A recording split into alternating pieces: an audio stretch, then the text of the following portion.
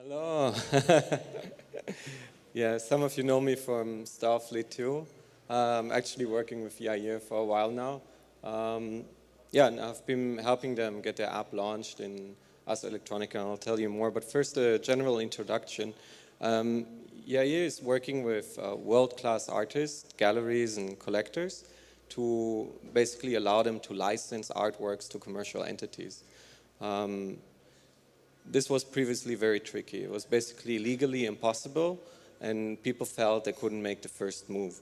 And what we're trying to do is basically take rock stars of new media art and give them a second income. And to do that, we connect them with commercial entities like this K11 mall, and we create a legal framework so when they create a new artwork, it can actually be licensed. In order to kickstart this, we created a huge exhibition of artworks in Ars Electronica in Linz just a few weeks ago, and I think you should watch for yourself. We prepared a nice video.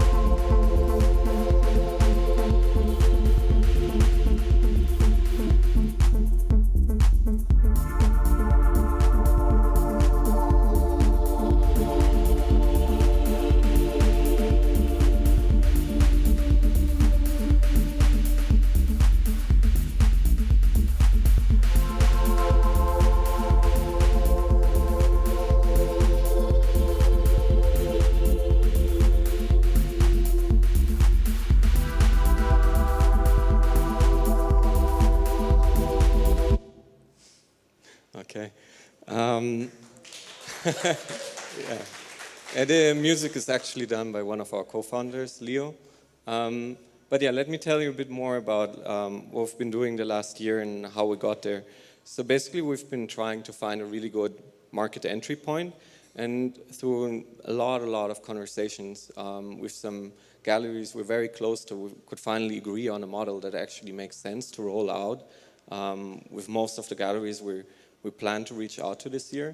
Basically, we set up a legal framework that is different from what they had before, but where they can just do their normal business, right? Because galleries are used to sell editions, 5 usually, 3 they sell, 2 the artist keeps, and it's not really clear what you can do with that edition. In the end, it's something like a USB stick sometimes, and you're not really sure. You can show it in a museum, but commercial use is kind of unclear. So we set up a new framework which explicitly allows commercial use.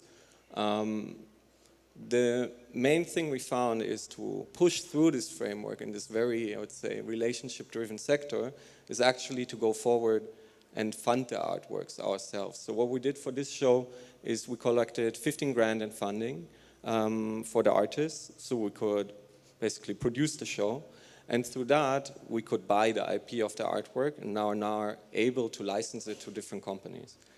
This recipe we basically want to continue, and we're currently raising 50,000 euros for another show in Art Basel, Hong Kong, which is one of the biggest commercial shows.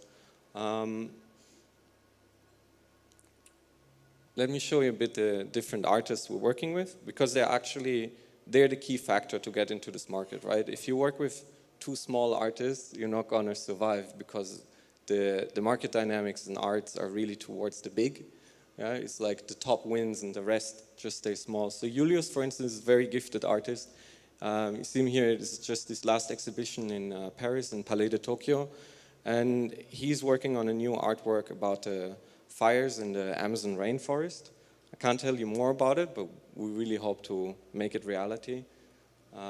This Maria Marshall, her works have been collected for the last 20 years already in numerous collections, including the Guggenheim Foundations, and she's also making a new work for us. This one will be around basically dealing with the hopes and fears of blockchain investors. And last but not least, the Fossil Future Collective is basically Nora El Badri and Nikolai Nellis. We met them in Ars Electronica because they were exhibiting there, and they're planning a new project that basically tries to liberate the fossils, dinosaur bones to be exact, that were stolen through forced labor from Tanzania, and they want to use blockchain to liberate access to them. The business model ultimately relies on us being able to form commercial partnerships with commercial entities, especially global brands. We have a few partnerships lined up. We're talking specifically with K11, which is a big shopping mall in China. They have in the first tier and second tier cities basically covered. And their concept is to pair fine arts with a shopping mall. As easy as it sounds, but it's a total hit. And they're continuously looking for new artworks. What they have been doing so far is they have been commissioning new artworks, which is a very expensive process. And we hope to reduce the cost basically through licensing. Apart from that, we managed to sell a bunch of tokens. We collected so far 60,000 euros through token sales of the artworks. And this is basically because a lot of people believe in the asset class of art itself. They believe that art is independent from the stock markets and the general economic swings and ups and downs, and can be very lucrative as long as you play the game of the galleries and the collectors. And we ourselves, we understand this game, especially because one of our founders is from this world himself. And what we identified is a key niche. We're investing mainly in new media art, which is currently the new media artists are the rock stars. Like, they're going through all the big modern art museums of the world. They're touring around. They are loved by the audience because their art is stunning and beautiful and something new you've never seen before. And they're loved by the collectors. And that's usually the key factor for prices to rise. So thank you for your attention. If you're interested in art, let's talk. Thank you, Maximilian. That was a great video, by the way.